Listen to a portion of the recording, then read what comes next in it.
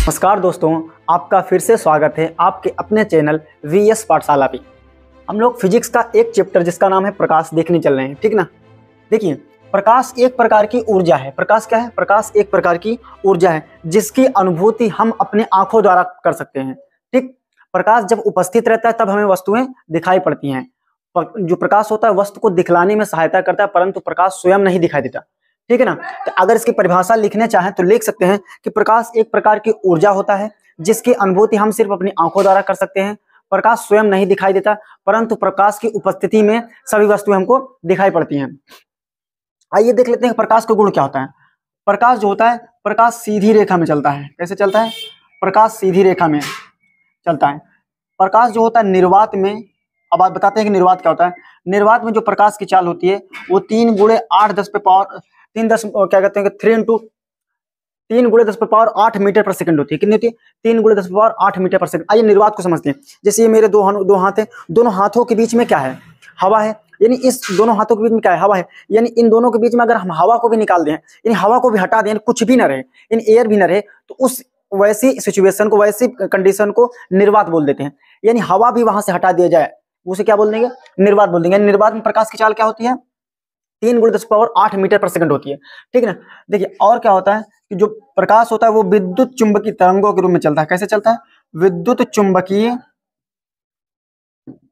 तरंग किसके रूप में चलता है? विद्युत चुंबकीय तरंगों के रूप में चलता है, इलेक्ट्रोमैग्नेटिक वेव के रूप में चलता है, ठीक।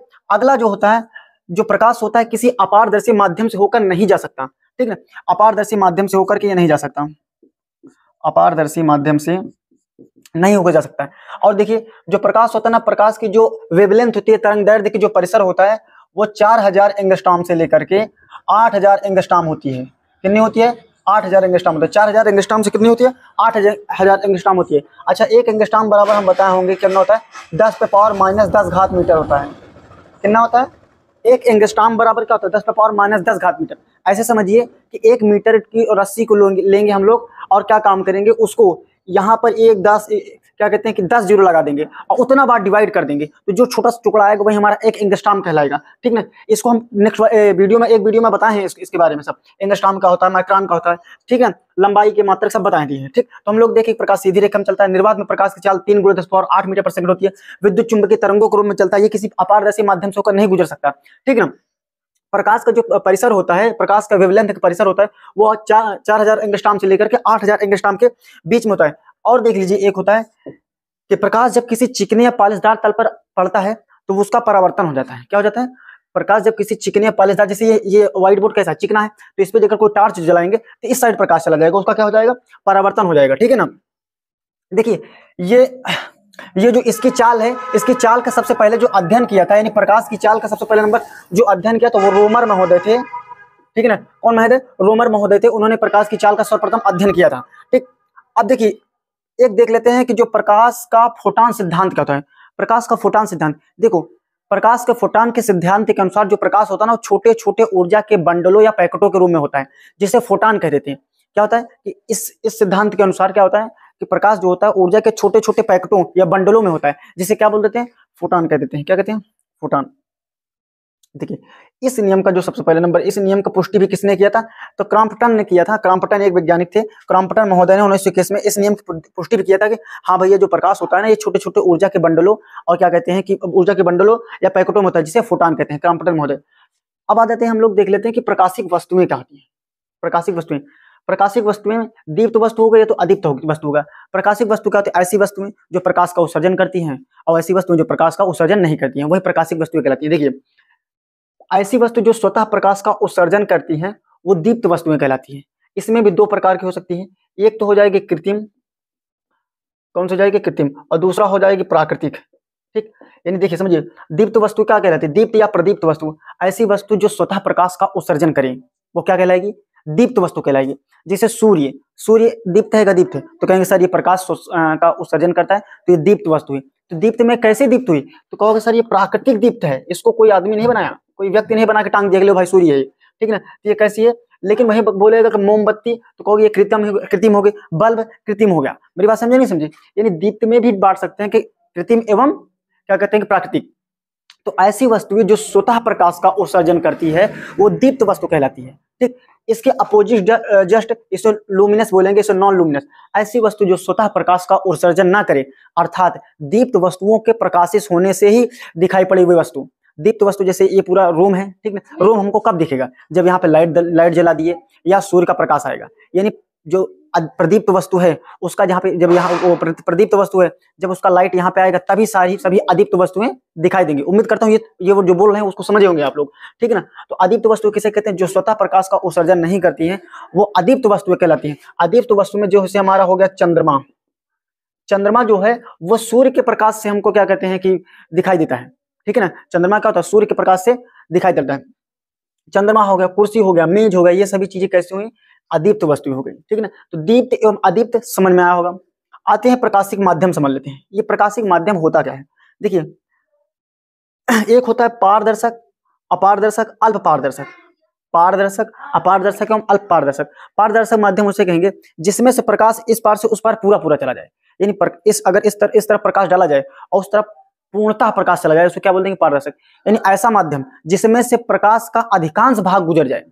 समझिए मेरी बात को। ऐसा माध्यम जिसमें से प्रकाश का अधिकांश भाग इस पार से उस पार चला जाए वो कैसा माध्यम कहलाएगा? तो वो पारदर्शक माध्यम कहलाएगा, ठीक है। जैसे हवा मेरी क्या है या वायु कैसी है? पारदर्शक माध्यम है। बीच में हमारे और किसी छात्र के बीच में क्या भरी जाएगी? हवा भरी है। तो वो कैसा? ट्रांसपेरेंट का काम करेगा ना, यानी उसमें से प्रकाश इस पार से उस पार पूरा पूरा चला जा रहा है। या ऐसे लीजिए, या कोई कांच ले लेंगे हम, या शीशे में जो क्या कहते हैं चश्मे में लगा रहता है कांच, उस पार से इस पार हमको कब दिख जाता है? क्योंकि उस पार का प्रकाश इस पार पूरा चलाता है, इसीलिए वो क्या है? दिख जाता है, वो पारदर्शक हो जाता है। उम्मीद करता हूं ये पारदर्शक आप लोगों को समझ में आएगा। देखिए, अपारदर्शक क्या होता है कि ऐसा माध्यम जिसमें से प्रकाश इस एक तरफ से दूसरी तरफ बिल्कुल भी नहीं जा पाता। यानी बिल्कुल भी नहीं जाता, वो क्या हो जाता है? अपारदर्शक हो जाता है। जैसे लोहा हो गया, लकड़ी हो गया, ये सब कैसे होते हैं? अपारदर्शक हो जाते हैं। अब देख लेते हैं कि अल्प पारदर्शक होता है। अल्प पारदर्शक में क्या होता है कि प्रकाश का कुछ ही भाग एक तरह इस पार से उस पार जा पाता है, हल्का हल्का सा। जैसे घिसा हुआ कांच, घिसे हुए कांच को क्या काम करेंगे? अगर आप टॉर्च भी रख के, टॉर्च के जो आगे वाला वो होता है कांच होता है, उसको पकड़िए और पत्थर पे घिस दीजिए, फिर उसी टॉर्च में लगा दीजिए, तो टॉर्च को जो जब जलाएंगे तो उस क्या कहते हैं उतना आपको क्लियर नहीं दिखेगा, क्योंकि प्रकाश जो उसके बल्ब से निकलेगा वो बाहर जा ही नहीं पाएगा। उम्मीद करता हूं समझ रहा हूं कि आप लोग समझ रहे हैं मेरी बातों को, मैं क्या कहना चाह रहा हूं, ठीक। अल्प पारदर्शक क्या होता है? घिसा हुआ कांच हो गया, तैलीय कागज हो गया, वो अल्प पारदर्शक में जाता है। देख लेते हैं कि ये प्रकाश किरणें क्या होती हैं।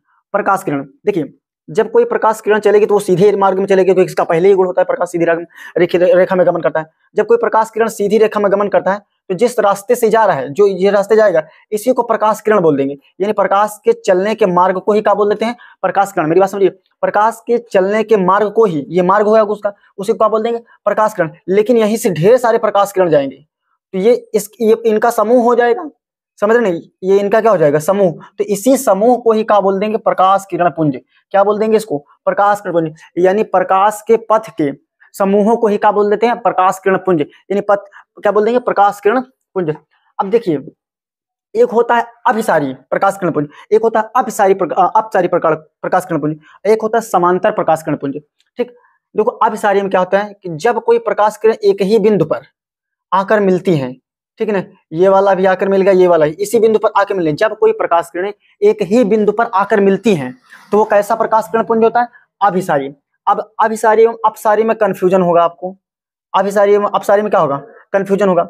अब इस कंफ्यूजन को दूर करने के लिए एक हम समझते हैं, आमतौर पर आप लोग मेले उले में जाते होंगे और अपने फ्रेंड को फोन करते होंगे, भाई आ तुम भी मेले में, ठीक, जलेबी खाया जाता है, तो उधर से फोन करेगा, हाँ हाँ भाई आ रहे, और लोगों को फोन कर देगा। तो वहां पे जाओगे तो मिलोगे ना, आप लोग मिलोगे मेले में कि भाई आ गया भाई, सब मेरा भी दोस्त आएगा, वो कहाँ रह गया, उसको फोन करोगे, आओ तुम भी आओ, बुला लोगे, सबको बुलाओगे। तो आप लोग वहां पे मिल रहे हो ना, तो वहां पर अनाउंसमेंट होता है कि मेले में आए हुए सभी क्षेत्रवासियों का हार्दिक स्वागत एवं अभिनंदन है।